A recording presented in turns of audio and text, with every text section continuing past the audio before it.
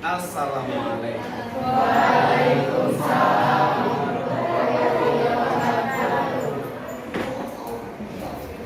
Ayo silakan berdoa terlebih dahulu. Sebelum kita belajar, mari kita berdoa. Berdoa mulai. Ya Allah, terima kasih atas berkat-Mu kami bisa belajar hari ini. Amin. Berkati guru kami, Bapak Dika Rahman. Amin. Tinggikan ilmu dan derajatnya. Amin. Jagalah keluarganya, serta pahamkanlah ilmu yang akan disampaikannya hari ini.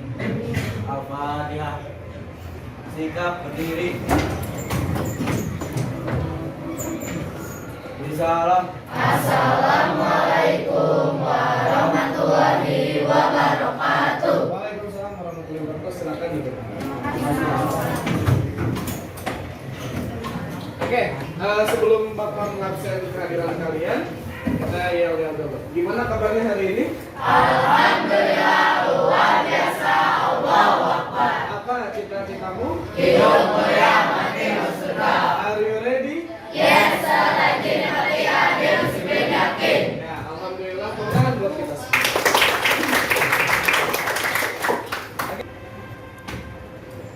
Ahmad Ardi Jailani ya.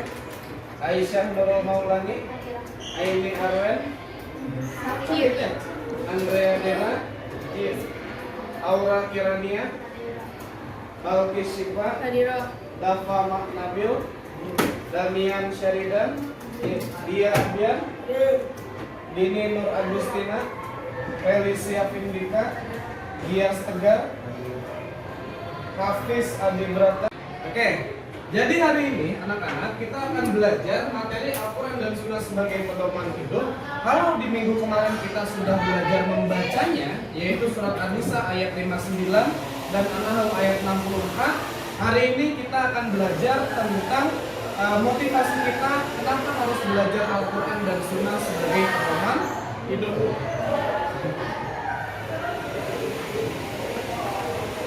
Kalian tahu ini apa? HP ya? Kalian pasti punya handphone kan? Ya. Kalau beli HP itu isinya apa aja sih biasanya? Aplikasi. Beli HP nih di dalam kotaknya. Itu di dalam kotaknya isinya apa aja? Terus HP, casing, buku, panduan, terus anti gores, ya, garansi. Nah, yang paling penting dari HP yang kita beli selain HP dan jasanya adalah buku panduan. Tapi masalahnya kalian dibaca nggak itu buku panduan? Kenapa nggak dibaca? Nggak tahu cara makainya gitu. Padahal buku panduan itu gunanya buat memandu kita agar menggunakan HP sebaik-baiknya. Nah, sama manusia juga ketika dilahirkan oleh seorang ibu, ketika dia diciptakan di dunia, Allah itu nggak membiarkan dia tanpa ada buku panduan. Ya, maka Allah kasih yang namanya Al-Qur'an. Gitu ya. Dan juga As-Sunnah yang berasal dari Rasulullah Sallallahu Alaihi Wasallam. Baik anak-anak. Nah, kalau kemarin kita belajar tentang membaca Quran Surat An-Nisa 59 dan An-Nahl ayat 64, kemudian kemarin juga kita sudah menghafal Quran Surat An-Nisa 59 dan 64. Hari ini kita akan belajar tentang menjelaskan kandungan Quran Surat An-Nisa ayat 59 dan Quran Surat An-Nahl ayat ke-64. Jadi nanti sehingga dapat menampilkan perilaku semangat dalam menghafalkan Al-Quran dan hadis. Oke, bisa? Siap semuanya? Oke, hari ini kita akan belajar itu. Tapi sebelum itu, Bapak ada sedikit cuplikan atau video yang bisa kalian saksikan. Ini insya Allah menarik videonya.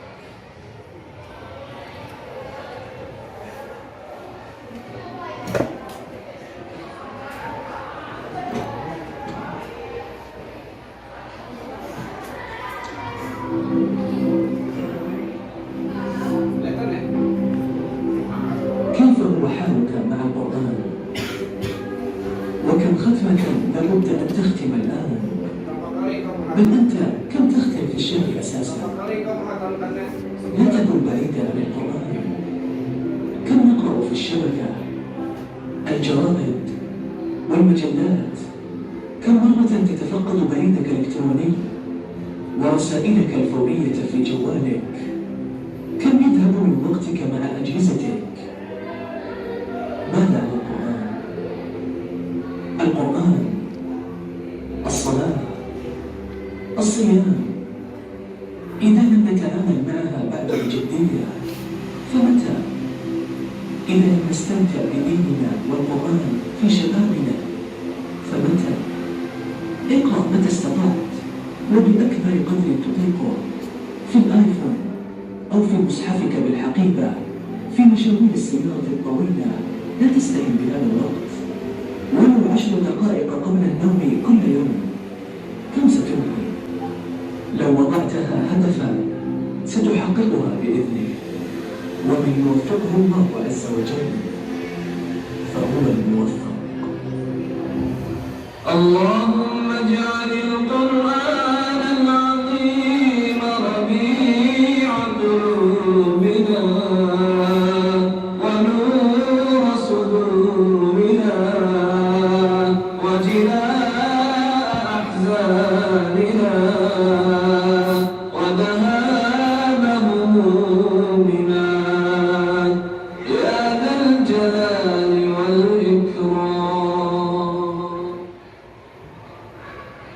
Oke, gimana videonya, bagus? Alhamdulillah. Ya, ini renungan buat kita. Ya, Bapak mau nanya ke kalian nih, kira-kira kapan terakhir membaca Al-Quran? Kemarin. Terus, ada yang hari ini baca Al-Quran? Tadi pas sholat zuhur? Apalagi? Subuh tadi? Ya. Nah, kira-kira ini masalah ya. Jadi hari ini gitu ya. Hari ini banyak orang yang sudah jauh meninggalkan Al-Quran. Padahal pada dasarnya Allah menurunkan Al-Quran itu sebagai apa? Pedoman atau petunjuk. Tapi hari ini masih banyak orang-orang yang jauh meninggalkan Al-Quran. Nah, kira-kira menurut kalian ini kan sebuah masalah ya. Nah, kira-kira menurut kalian apa tuh masalahnya? Kenapa bisa sampai seperti itu? Dan bagaimana nanti biar orang-orang itu semangat lagi membaca Al-Quran. Nah, kalian nanti tugasnya seperti itu. Kalian harus mencari kenapa orang bisa jauh dari Al-Quran dan bagaimana caranya biar orang semakin dekat dengan Al-Quran. Baik, kita akan bagi kelompok terlebih dahulu untuk tugas yang akan kalian kerjakan. Sudah siap? Oke, silakan berhitung. 4, 5, 6, 8. Sorry, bukan sampai 8, ini 1 sampai 4 aja. 1 sampai 5, 1, 3, 1. Oke, anak-anak sudah dibagi kelompok. Oke, setelah bagi kelompok, tugas yang akan Bapak berikan yang pertama, dilihat judulnya yaitu Al-Quran dan Sunnah sebagai pedoman hidup. Kemudian kalian nanti membuat di Canva gitu ya, di presentasi buat mempresentasikan. Yang pertama soalnya, mengapa orang hari ini semakin jauh dari Al-Quran? Kira-kira apa saja sih faktor-faktornya gitu ya? Kenapa orang bisa jauh dari Al-Quran? Kemudian bagaimana solusinya? Solusi biar orang itu agar kembali kepada Al-Quran. Kemudian yang terakhir, isi kandungan Quran surat An-Nisa ayat 59 itu apa? Dan surat An-Nahl ayat 64 itu apa? Silahkan dijelaskan. Bisa dipahami ya? Oke, kalau sudah bisa dipahami, silahkan dikerjakan oleh kalian. Gimana? Ada masalah?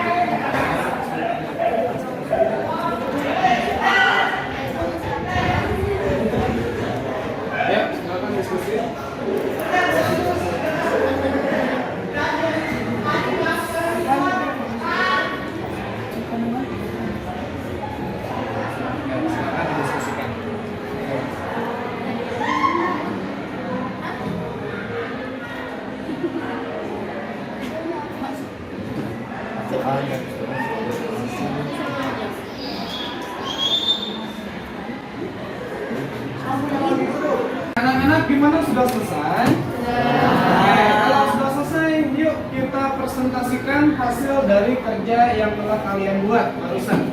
Tadi nanti kalian dari masing-masing kelompok mengirim 2 orang untuk mempresentasikan apa yang telah kalian kerjakan. Bisa ya? Oke, silakan untuk kelompok 1 boleh maju terlebih dahulu. Siapa yang mau jadi perwakilannya? Ya. Assalamualaikum warahmatullahi wabarakatuh. Waalaikumsalam warahmatullahi wabarakatuh. Dan aku mempresentasikan tentang aturan sebagai sunnah dan penegak hukum.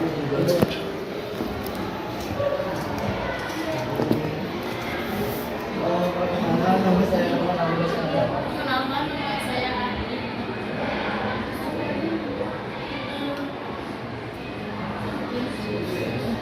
Ada India Amya, Malaysia, Fatia, sama Sami.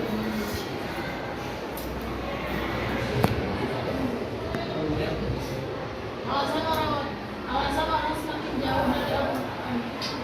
Ada banyak faktor yang dapat mempengaruhi hubungan orang dengan Al-Quran. Beberapa faktor mungkin melibatkan perubahan gaya hidup, prioritas, Quran mulai dari masyarakat budaya, dan pendidikan agama yang kurang kanan waktu atau pengaruh budaya juga memainkan peran dalam menjauhkan orang dari Al-Quran. Penting untuk diingat bahwa faktor-faktor ini dapat bervariasi antar individu dan mungkin diperlukan upaya bersama untuk mendorong pemahaman dan praktik yang lebih baik terkait dengan Al-Quran. Solusi menyediakan lingkungan yang mendukung mengadakan kelompok ibadah bersama atau menyampaikan manfaat spiritual dari membaca Al-Quran.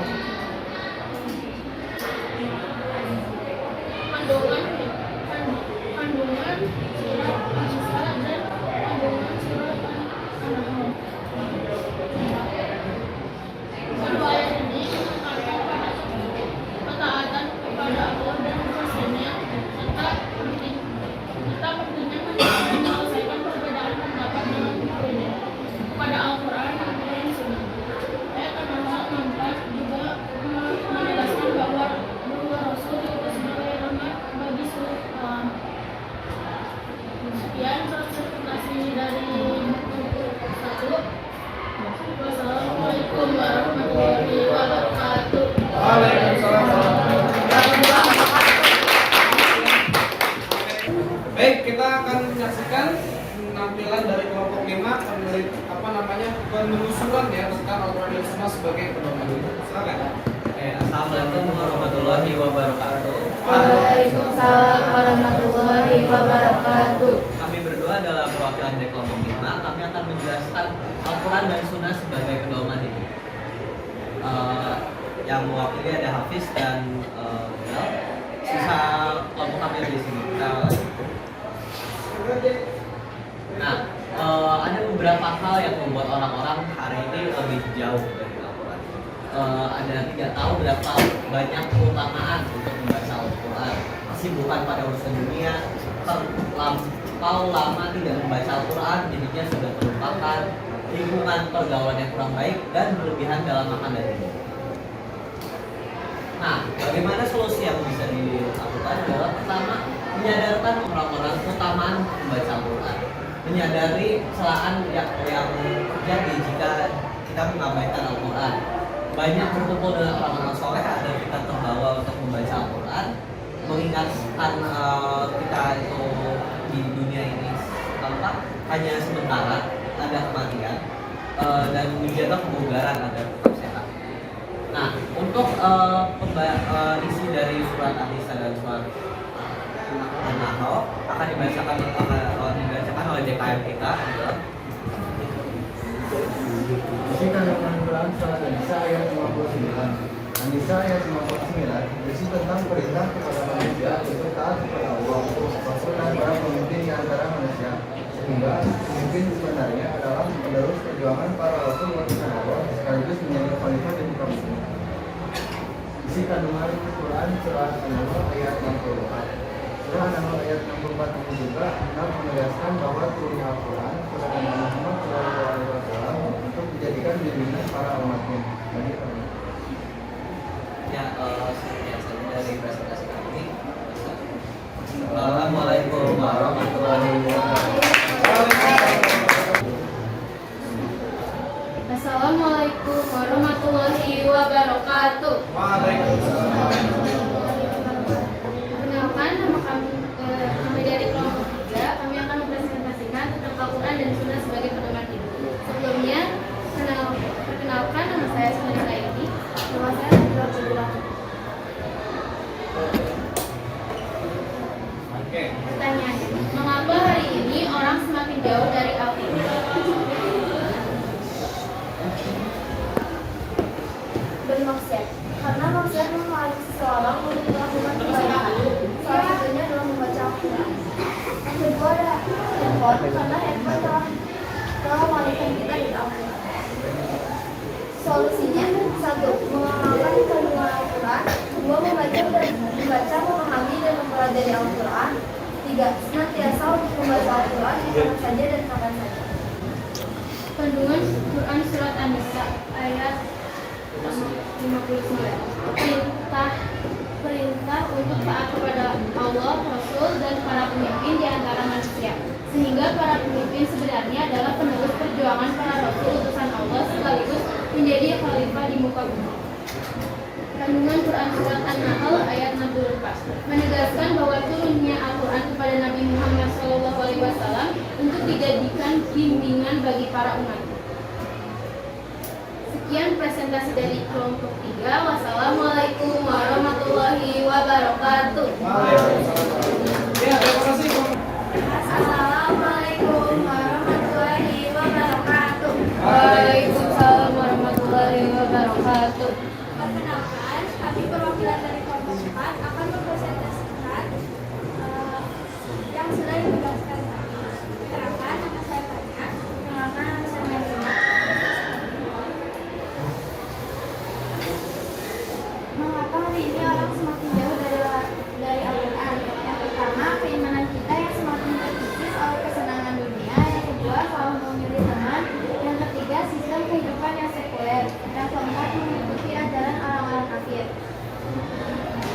Solusinya, 1. Mengetahui keagungan Al-Quran. 2. Mengamalkan kandungan Al-Quran. 3. Memperbanyak baca sejarah Islam. 4. Mulai dari surat pendek. Isi kandungan surat An-Nisa ayat 59 dan An-Nahl ayat 64. Isi kandungan surat An-Nisa ayat 59 adalah sebagai berikut. Setiap umat muslim taat dan patuh kepada Allah Subhanahu wa taala, Rasul dan ulil amri atas seluruh. Terhadap ulil amri dalam ayat ini bersifat mutlak apabila selama ulil amri tidak memerintahkan kepada yang dilarangnya oleh Allah Subhanahu wa taala. Surat An-Nahl ayat 64 juga hendak menegaskan bahwa turunnya Al-Quran kepada Nabi Muhammad SAW untuk dijadikan bimbingan bagi para umatnya, utamanya membimbing umatnya kepada kebenaran dalam hidup di dunia demi mencapai kebahagiaan di akhirat. Sekian presentasi dari kelompok kami. Mohon maaf jika ada kesalahan. Wassalamualaikum warahmatullahi wabarakatuh. Ya, terima kasih. Baik, anak-anak, kita akan refleksi dulu. Bagaimana tadi pembelajarannya, Rame? Menarik ya. Akhirnya kita bisa mendapatkan pengetahuan baru bahwasanya kenapa sih kita atau generasi hari ini banyak yang jauh dari Al-Quran. Makanya tadi banyak jawaban-jawaban dari kalian. Gitu ya, luar biasa jawabannya, mudah-mudahan jadi pembelajaran buat kita. Bahwasanya Quran dan Sunnah itu kalau kita ikuti, kalau kita pedomani, dia yang akan mengikuti kita sampai nanti selamat di dunia maupun nanti di akhirat. Ingat kata Nabi, Iqra'ul Quran fa innahu ya'ti yaumal qiyamah syifaan li ashabi. Bacalah Al-Quran karena dia akan datang pada hari kiamat sebagai penolong bagi para siapapun yang membaca. Ya, itu saja yang bisa disampaikan. Yuk kita tutup pembelajaran kali ini dengan membaca